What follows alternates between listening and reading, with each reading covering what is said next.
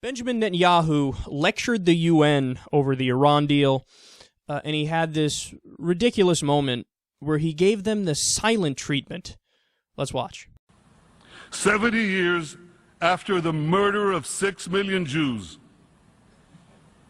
Iran's rulers promised to destroy my country, murder my people, and the response from this body, the response from nearly every one of the governments represented here, has been absolutely nothing. Utter silence. Deafening silence.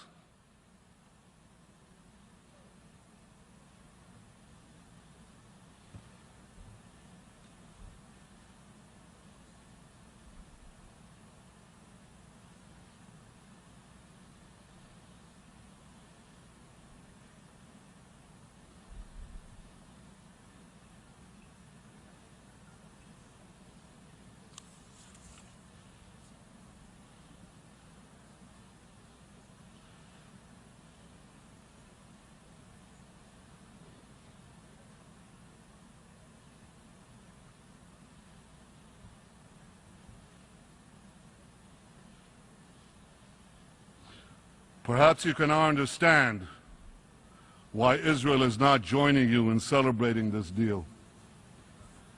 If Iran's rulers were working to destroy your countries, perhaps you'd be less enthusiastic about the deal.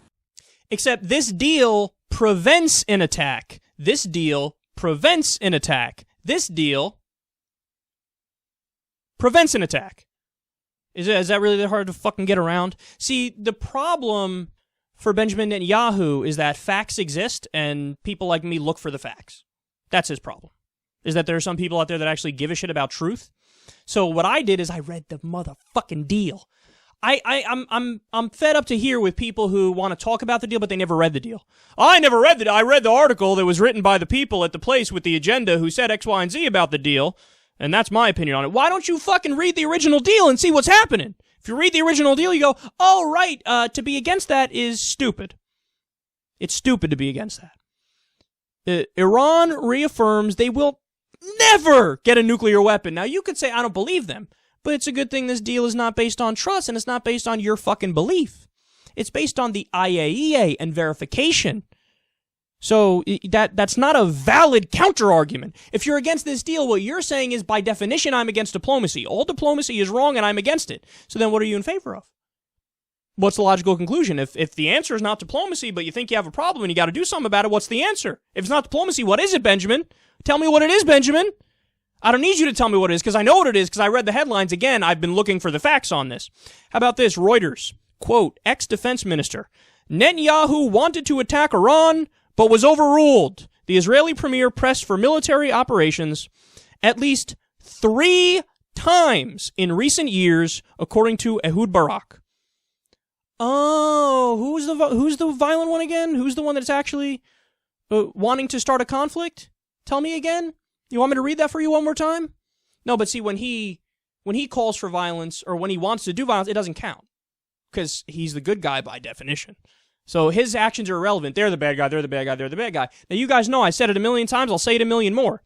Am I against it when Iran, or anybody else for that matter, the death to America, or we want to attack Israel? Of course I'm against it. I'm 100% against it.